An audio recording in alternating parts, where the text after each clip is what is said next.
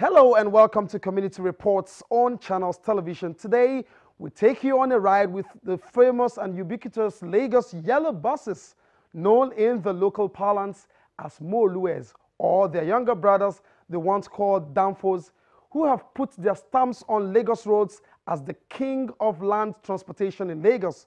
Our show will attempt to tell you how this ecosystem has survived the odds, established themselves over time, and hope to be a major player in the reform being currently proposed by the state government.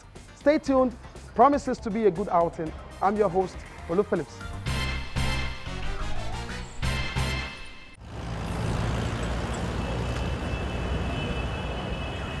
A commercial hub by any measurable standard, though estimated population figures may be challenged, attaining the spot of being Africa's biggest city, the fact remains that Lagos is a city of reckoning with a large number of dwellers.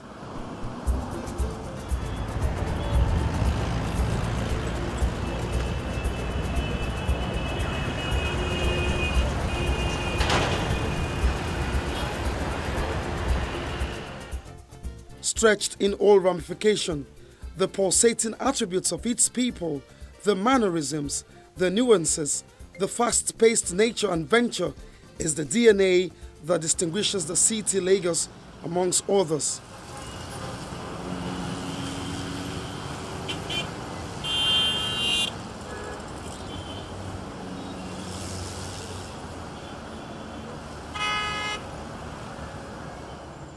From housing, healthcare, lifestyle, transportation, everything is constantly evolving, moving, and changing in manners that allows for attention.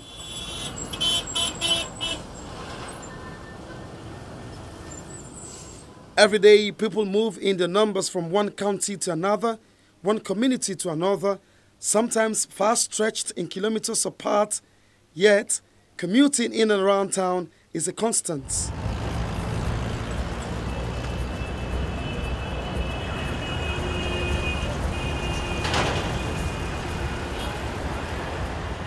Road-based transportation dynamics in Lagos is one with a long and appreciable history. From the 1920s, when pioneers like the Obasas, Daudus, to the Levantine, before their buses were acquired by the Lagos Town Council in 1958, which birthed the Lagos Municipal Transport Service, road-based transportation, the practitioners, the operators, regulators, is safely an ecosystem, a community that has its niche. Like wildfire, perhaps owing to the growing population and the rate of commuting, more and more operators got into the transport business.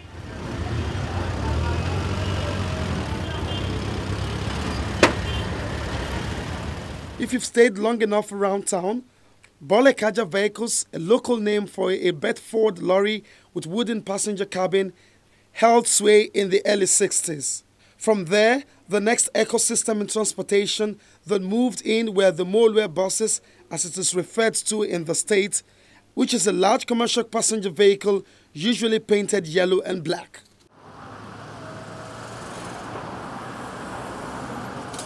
Today, that color has become synonymous with Lagos, a brand logo for most commercial buses in Lagos, if you will. The bigger buses are called Molues, and the minibuses, which first appeared in the 1970s, are referred to as Danfos. The Danfos are the 14-seater buses, or so they have been converted to, and are virtually on every area of the 20 local government area and 37 local council development area. For years they've been there, they have been there, they have, held forth, they have painted Lagos yellow. Which is good, and we acknowledge the role that they have played, and they are in sync with us as far as the dream to transform this legacy into something that will be a lot more beneficial to the generality of Lagosians. The era where we are and the direction that we're headed now demands that transportation should be multimodal. Rails should work, pretty well. Water transportation should work. More BRT corridors should be, created. We're cool with your Ubers and Taxifys and all other, non-regular taxes. And part of what our Employment Trust Fund is doing is also to support entrepreneurial spirit, within that new and emerging taxi community, But the main focus of the government at this point is to transform the legacy so that the mini yellow buses can now become white and blue, medium and large buses that are a lot more convenient, that are okay for even the physically challenged people, that will boost the image of the state, internationally and to investors. As it is said, we believe pretty much that what stands a good city out is not the ability to get many poor people to buy cars, but the ability to get many rich people to leave their cars and take public transportation, which is why we are now happy that there's a 15% reduction in yellow buses, use of yellow buses, taxis, and private vehicles along the Krodu and Marina TBS corridor.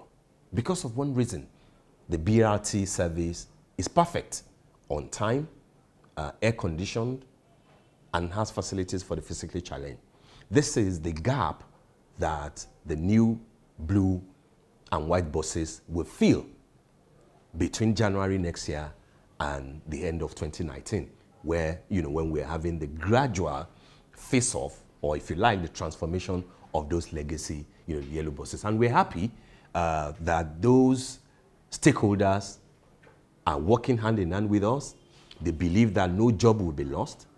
They believe that they will transform into having jobs where they will be properly looked after, where their needs will be catered, for, adequately. There will no longer be bus conductors, but bus assistants who will even wear uniforms, who will get regular salaries, drivers who won't have to depend on adulterated drinks to stay awake for 24 hours, but will do 8 hours and will have to go on mandatory break. We don't have to work for a certain number of hours. We'll take the necessary, off duties because it will be structured.